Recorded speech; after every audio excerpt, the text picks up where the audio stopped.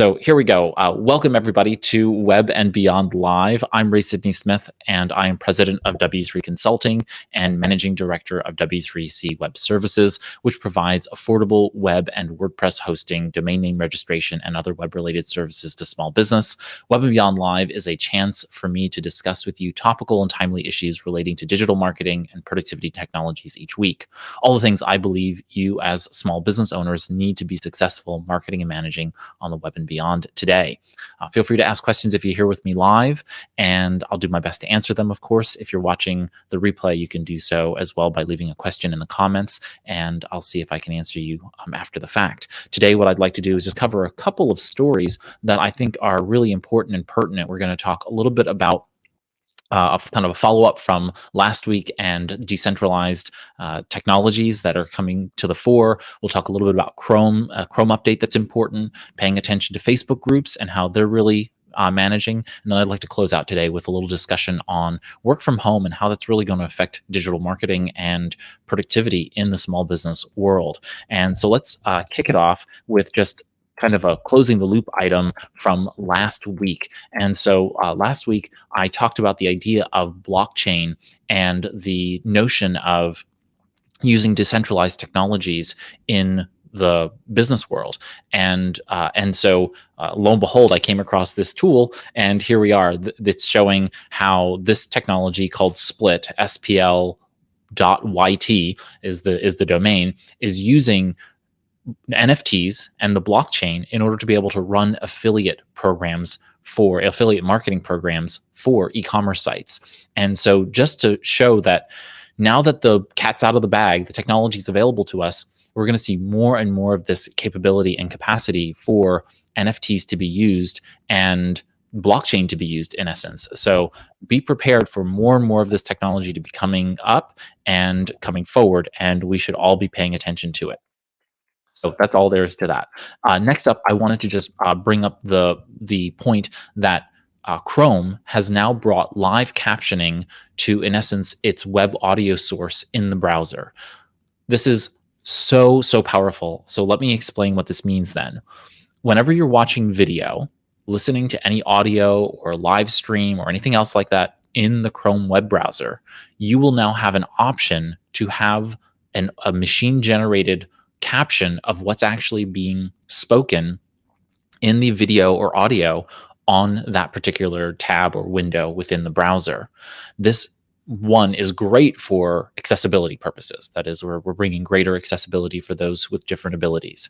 But for those of us who are potentially not aware of what's going on around us, we're very aware of what's going on around us, and we want to be able to make sure that we're not interrupting people, we can now put headphones in or not put headphones in, but still read what's on the screen for things that are happening. This is going to, I think, change the way in which people consume content. More and more people are going to be watching a video and reading the text of the video when they're in environments where they're not really able to have that audio loud enough, or perhaps you're just not quite unsure what that person's saying, and they're going to be tracking that stuff. This, of course, makes it incredibly easy to, if you're at work and you are trying to not have the boss see that you're watching something. I don't know what situations you're in. School, students who are in school may be watching videos. Now they're going to be transcribed outside of YouTube, right? YouTube already does this through automated closed captioning. And so that's already done. But now everything else in the world that is watched in the Chrome browser will now have this capability. And presumably this will come to other Chromium-based browsers as well. So just be mindful of the fact that digital marketing is going to change now that everything that is in video is going to be captioned in some way, shape, or form, or in audio, that is. And so a lot of people are going to be reading these things where they otherwise are not going to be hearing what you're saying because they've turned the volume down. We've already dealt with this already in the Facebook world, where many of the Facebook videos that are watched in the feed are watched with audio off. And so the text on screen is important to what's going on. And even the visuals of the text in the video are important.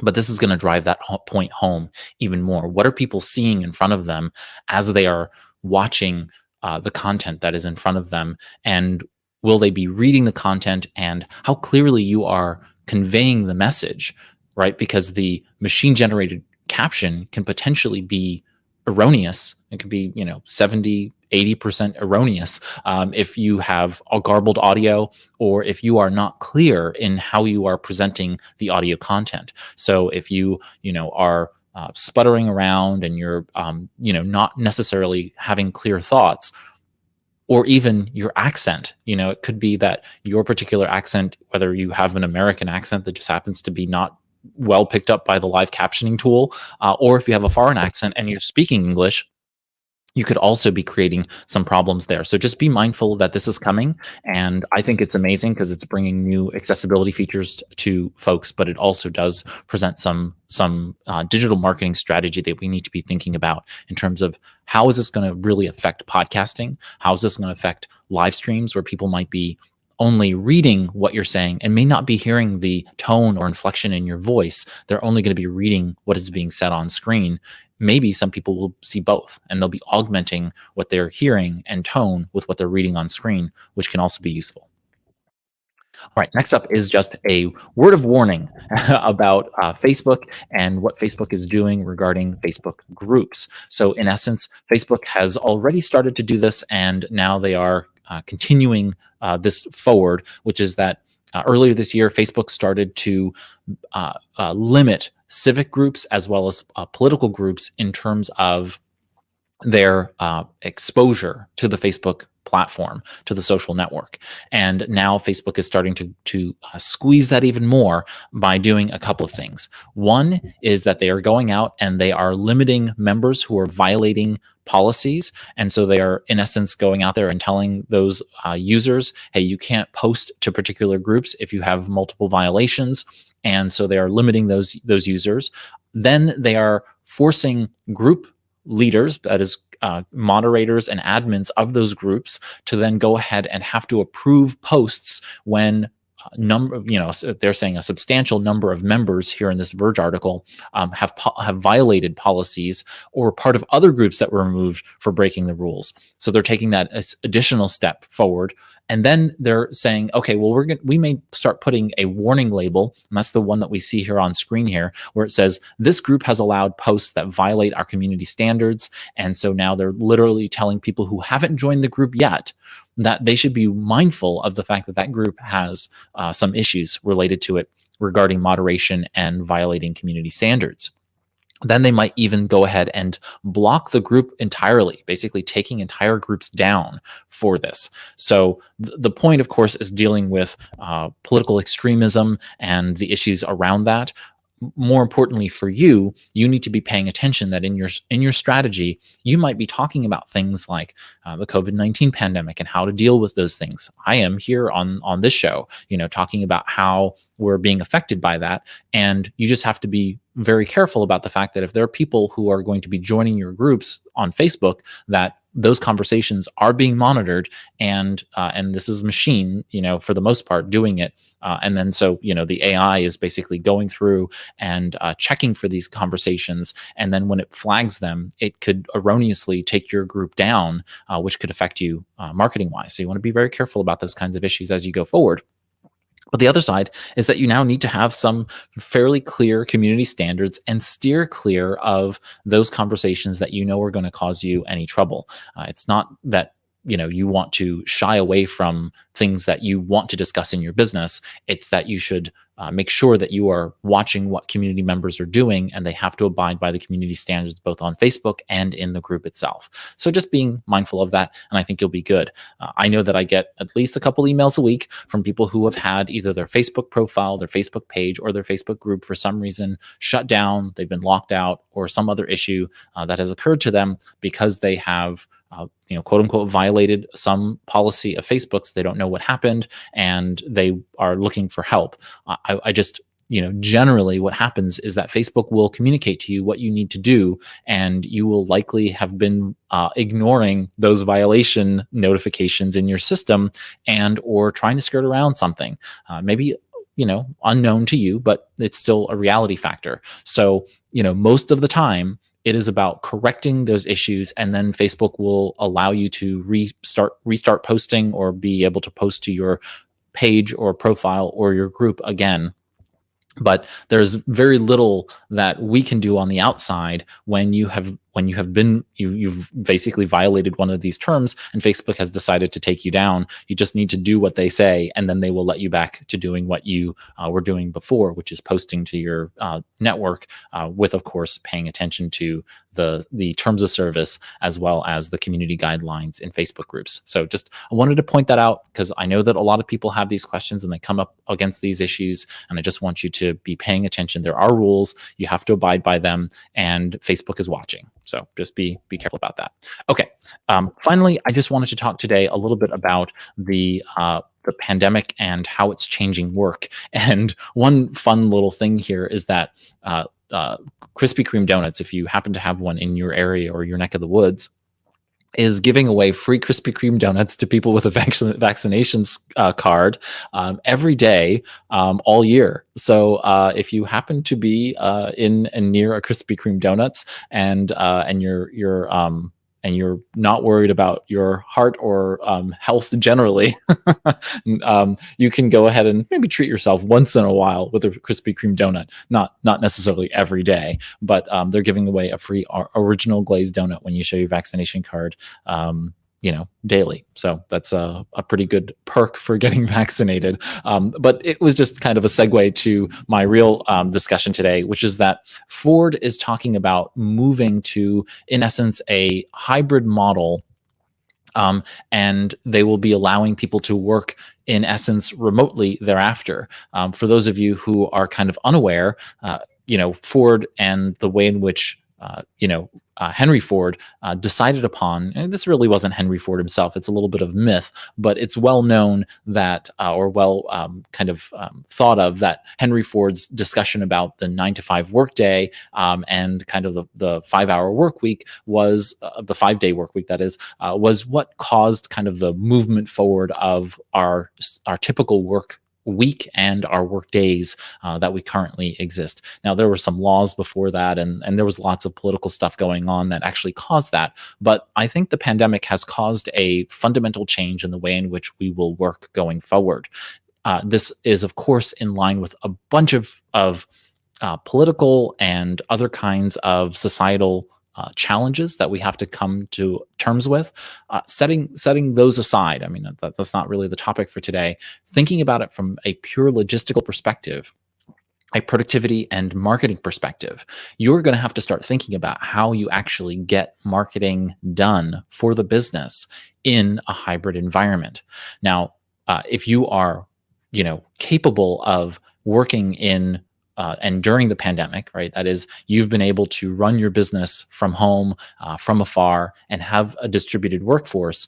There is a strong conversation now about whether or not you are going to go back to the office after the fact. Some of you are emotionally deciding, meaning that you have been out of contact with people, and you want to just go into the office and hug everybody and be a part of a group of people. That's fully understandable, but we all have to take into account that we're running businesses, and profitability is important for us. And overall, ultimately, profitability is just so tightly bound to marketing and productivity. So you really need to start thinking, how is your business most productive? It's not necessarily how you feel about being disconnected from your team, but whether or not you're actually going to be able to be productive, more productive after the fact in this hybrid distributed model, or whether you'd be more productive and profitable in an in-person model. Okay. So this is just one of those things we're all going to have to kind of figure out. As you can see here, it says Ford in this article on, I forget what site I'm on. I'm on, it's some local Orlando news site, but it's saying that Ford is the latest company to allow more work from home after the pandemic. Salesforce, Facebook, Google, other tech firms have all done that. Target Corporation's leaving one of their 4 downtown Minneapolis office locations when they go to their, they've gone to a hybrid model.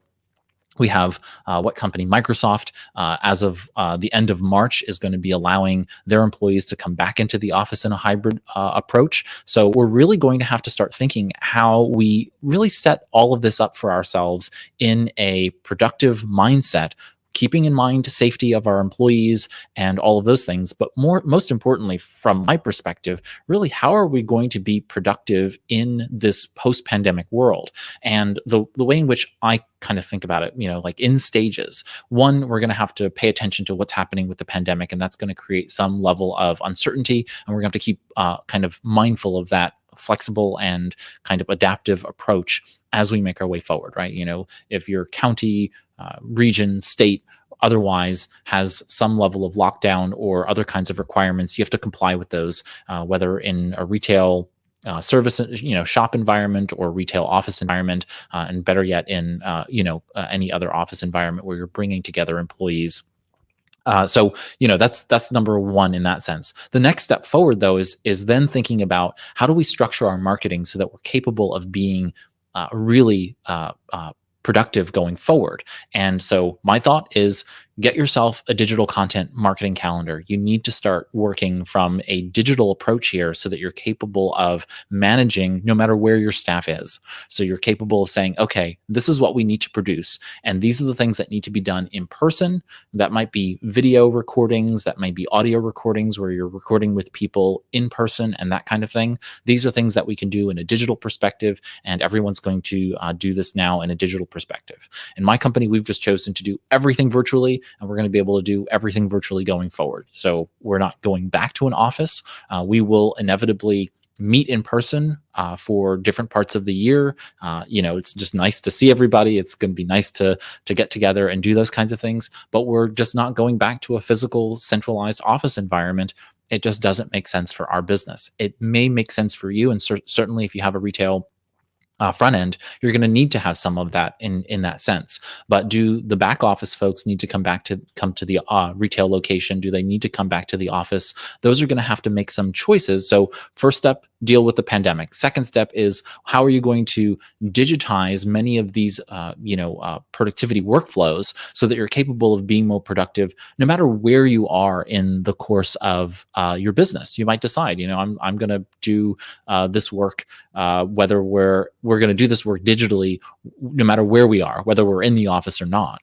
And then the next step is what stuff is going to be automated, what stuff is going to be set into motion using software as opposed to human labor. So we can better utilize our human resources by virtue of having our people doing the most important creative work, as opposed to us having them do work that's unnecessary for them to be doing, because technology can do all of that. So I'm constantly thinking about it from that perspective of what are the things that we can do online, what are the things that we can automate, and then ultimately, well, what are the things that are going to be most fruitful now post-pandemic? And this is another piece that we have to kind of consider, which is that marketing will change in terms of how we go forward and do some of these pieces. So just kind of some considerations here as you make your way forward. How is marketing going to change in your business? I don't know your business specifically, and so I can't necessarily speak to those issues, but I want you to start thinking, okay, in the pandemic, there's going to be, just like in your business, just like in many other businesses, there's going to be this level of people who, like my business, we're going to never go back to an office. So where we would normally have gone and had maybe lunch together in a local Main Street type of area, that's no longer going to happen now. So that's going to retract some of that business that would otherwise be centralized in a space. And now I'm going to have lunch in my Main Street district near my local area. And others are going to do that in their local area. So it's not that the business isn't going to be had. It's just that it's going to be now not centralized in these particular Main Street areas that where these office spaces are, which tend to be city centers and that kind of thing. So we're going to see more of those monies spent in neighborhoods in more, you call them suburban, but basically exterior of urban spaces where you have lots of housing density because people are working from home more in those environments. That being the case, there's going to still be businesses who come and continue to go to their offices. They're just going to have maybe, some kind of rolling perspective where a third of the office is in, and then the next third, and then the next third of the office kind of works on a rolling schedule throughout the week. You might have different perspectives there, but your goal now is to think about, okay, how are we going to be productive, and how do we market to those people as they come back into the office environment, and they're hesitant about coming into retail spaces, and they are also looking for options to make it easy and convenient for them to avoid having to be in crowded spaces. How can you deliver? How can you provide at door pickup services? How can you provide other kinds of digital experiences so that people have a better understanding of the fact that, yes, you may want to come into the store, but you may not want to. Giving them all of the choices, I think, is going to be a better option for you in a marketing perspective, and that's going to provide greater profitability for the businesses.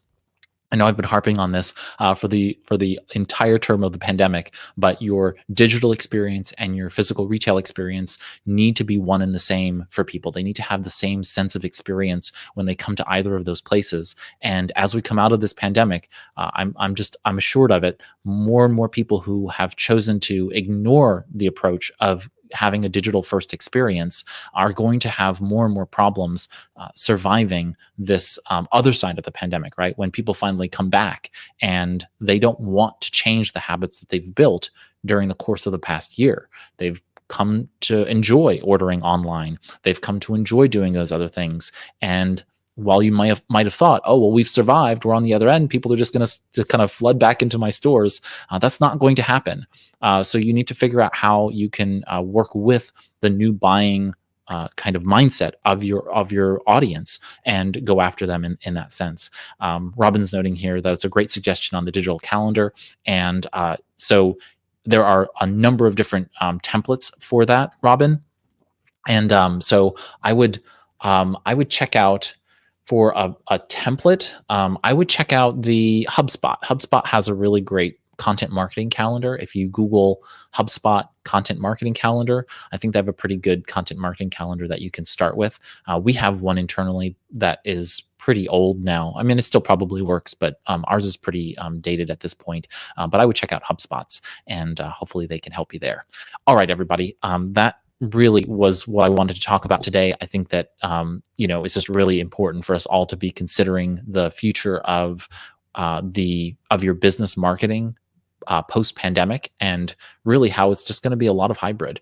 And so we've come to the end of our time together this week. If you've enjoyed the live stream, feel free to click the thumbs up icon. That helps us make new small business friends. And so thank you for doing that. If you have a question, as I said at the top of the show, feel free to leave a comment, or you can also tweet or message me at W3 Consulting, W3 Consulting on Twitter. I'm always available on Twitter. And so feel free to tweet or message me there. And you can join us every Monday here live if you're listening after the fact at 11 a.m. Eastern. And so we come here live on Mondays at 11 a.m. Eastern. And thank you so much for spending this Web and Beyond live with me. I'm Ray Sidney Smith on behalf of W3 Consulting and our subsidiary W3C Web Services. Have a great week ahead, marketing your small business on the Web and Beyond.